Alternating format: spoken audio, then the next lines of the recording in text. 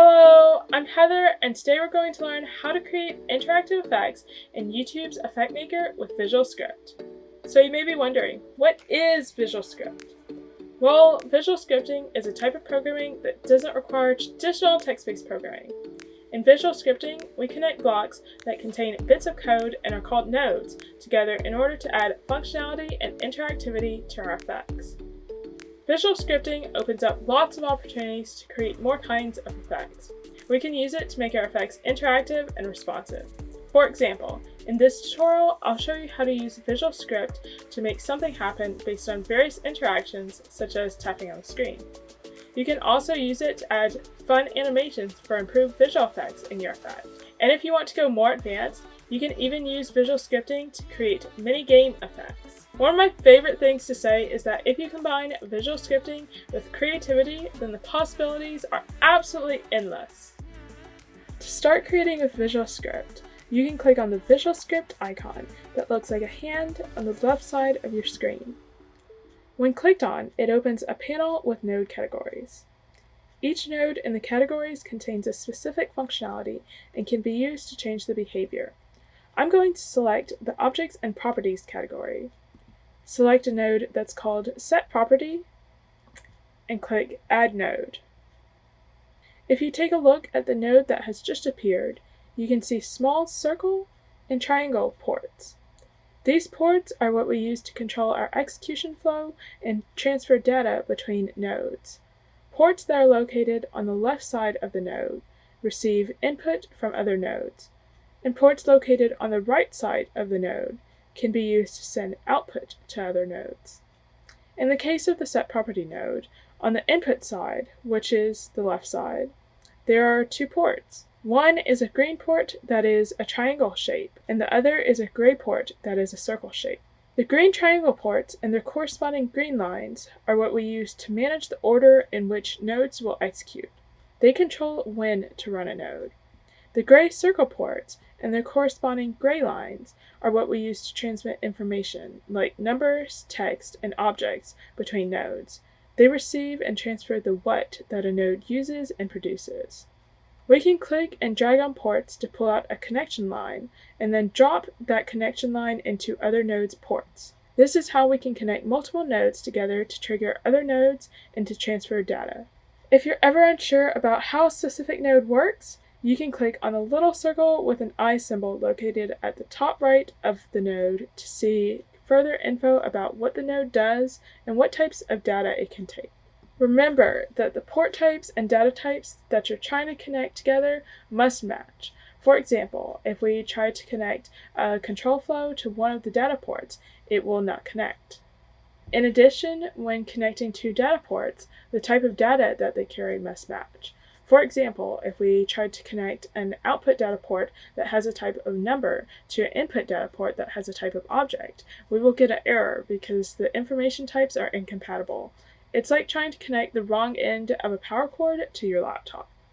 To move around your visual scripting panel, you can click and hold on your middle mouse button while moving your mouse around. If you want to zoom in, you can use the scroll on your mouse to zoom in and out. If you don't have a mouse, you can also hold space while pressing and dragging on the touchpad to move around. For zooming in and out, you can use 2 fingers on your touchpad, or adjust it using the zoom controls located here on your Visual Scripting Graph's top bar. Currently, we have a Set Property node, but since it isn't connected to any other nodes, it won't do anything. Let's change this and add functionality so that when we tap on the screen, a flashlight will turn on and off. A quick tip is that you can also add nodes by right-clicking anywhere in your Visual Scripting panel to open the list of node categories. Let's select the Triggers category and add an Object Tap node. An Object Tap node can be used to execute code whenever an object that is assigned to it, such as an image, is tapped. Now we have both an Object Tap node and a Set Property node in our graph. As you can see, the Object Tap node has one output port that is a green control flow port, and it fires whenever a tap on a specific object is detected. I will pull out the connection line from the Object Tap node's control flow output port and connect it to our Set Property node's input port. Because they are both control flow ports, they connect. However, if I were to try and pull the connection line from the object tap node's execution output port and connect it to our set property node's object's input data port, they won't connect. This is because, as mentioned earlier, to connect ports, they must have the same type.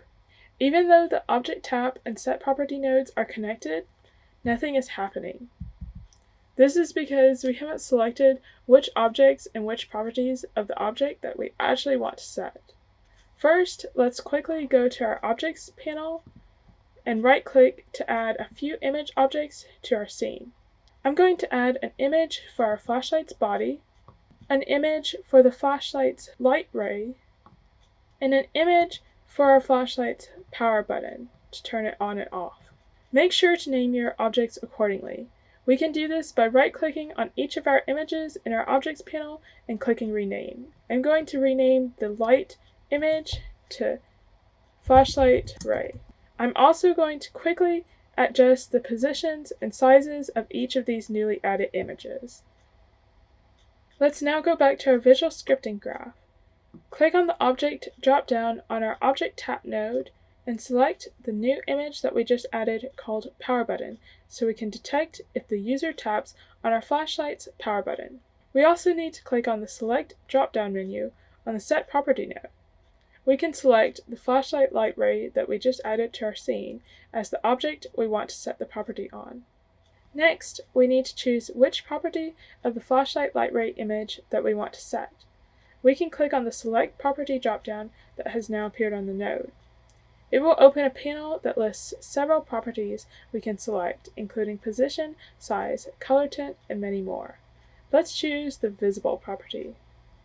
Our Set Property node has now been transformed into a Set Visible node that we can use to turn the flashlight light's visibility on or off when the user taps on our power button image on the screen. In fact, it's already making our image visible, but we can't see it yet because the image was already visible before we added this code. Let's try changing the visible value inside the Set Visible node to false. Now, if we go to our preview panel and tap on the power button image on the screen, we can see that it successfully turns off the flashlight light ray image's visibility. Since we want the button to switch the flashlight's light on and off rather than just off, we'll need to add logic to determine whether the light is currently visible. To do this, I'm going to go to the Control Flow category and add an If node to our graph. The If node has two execution outputs, true and false. We can use this node to determine whether a value we feed into it is true or false, and then execute a series of nodes accordingly based on the resulting value. To add the If node into our current logic, I'm going to disconnect the Object Tap node's execution output port from the Set Visible node and instead connect it to the Start execution input of the If node. We can then connect the If node's True execution output into the Set Visible node's Start execution input. Now, when we tap on the screen, because our If node's condition input is currently set to true, which looks like a check mark in a box, the True execution output will trigger, turning off the visibility. However, because we're never modifying the If node's condition value, the light will never turn back on. To fix this, let's go to the Objects and Properties category and add a node that's called Get Property. Select the object that we want to use as the flashlight's light ray image. Next, click on the Select Property dropdown that appears on the node and choose the Visible property. The Get Property node now changes into a Get Visible node. We can use this node to retrieve the value of our light image's Visible property, which indicates whether the image is visible. We also need to connect the Get Visible node's output data port into our If node's condition input data port. Finally, we just need to add one more Set Visible node to turn our flashlight light visibility back on instead of having to re-add another almost identical Set Visible node. We can easily duplicate it by clicking on our current Set Visible node and pressing Ctrl+D keys on the keyboard to duplicate the node. Now set the duplicate visible property to true and connect our if node's false execution output into our duplicate set visible node's start execution input. When we tap the screen, our flashlight correctly switches. It turns on if it was off and off if it was on. Great work! For the last part of this tutorial, let's make our flashlight a bit more fun and give it some color. I'm going to walk you through how to add a few more buttons onto our flashlight that users can use to make the light it emits change colors. First, let's add an image to use for one of our color buttons. To do this, I'm going to right-click on our Objects panel and add an image for a color button. I will modify the button's size and position to fit onto our flashlight. Now, let's go back to our Visual Script graph. We'll need to add an Object Tap node to our graph for detecting when our color button is tapped, and add a Set Property node for setting and changing the color of our light. For the Object Tap node, we'll need to select the object that we want to set as the image that we just added. It is named Pink Button. For our Set Property node, we should select the flashlight's light ray image as the object whose property we want to change. We should also select the property that we want to set as the color tint. Our Set Property node will now transform into a Set Color Tint node that can be used to change the color tints of images. To change the color tint that we're setting our image's color tint property to from the default white, we can either click on the square block that appears on the color node and change the color using EffectMaker's built-in color picker, or we can just type in the color code that we want the light to turn. I'm going to set the value to a hot pink color. Finally, we can connect the Object Tap node's execution output to the Set Property node's execution input. If you try tapping on the image in our preview panel, our flashlight will successfully change to a pink color. It would be great if our users had more than one color option to choose from, as it would allow our users to add more personalization to their videos using the effect. We can add more color buttons and options for our users by repeating the same process that we used when adding our first color button and its functionality. I'll start by adding 2 more images for our new color buttons to the scene. And I will adjust each button's size and position in the inspector to fit onto our flashlight. Once we're happy with our new button placements, we can now navigate back to our Visual Scripting panel. Let's select the Object Tap and Set Color Tint nodes for our first color button, then duplicate them twice so we can provide the user with 2 more color options. For our other color buttons to work, we'll need to change the objects we're detecting taps on. Let's select and set the object value for one of the duplicated Object Tap nodes to the green button, and then set our third Object Tap node's object to be our yellow button, which is our default button.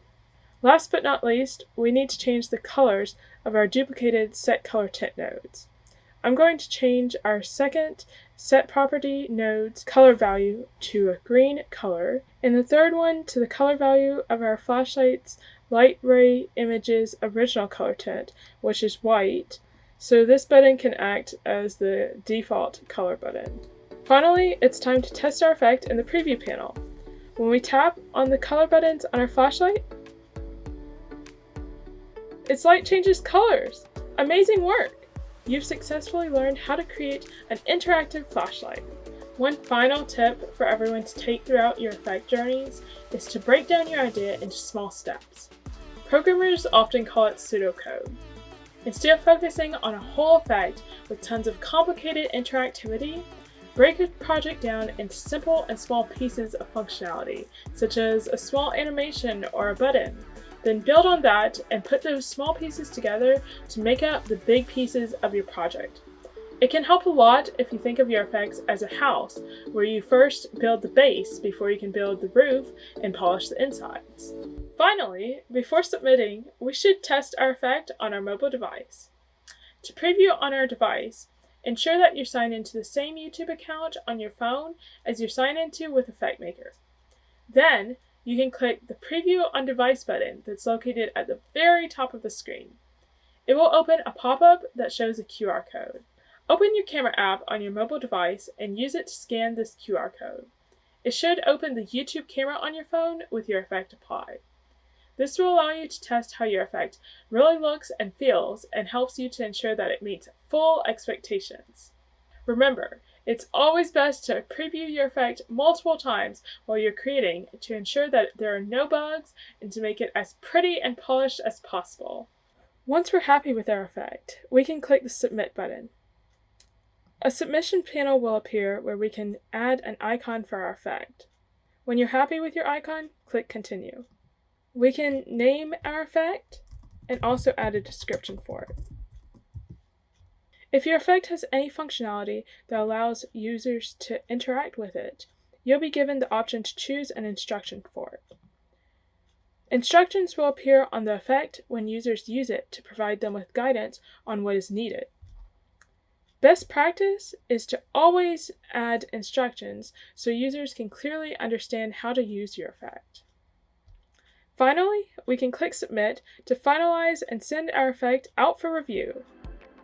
Always remember that the best way to learn and become a master at visual scripting is to practice, keep trying, and don't give up. You can check out some of Effect Maker's already made effect templates to learn and discover how you can extend and change them to create even more unique types of effects. For more info on how to use Effect Maker, check out the links in the description below. Thank you for watching, and don't forget to subscribe for even more news and updates.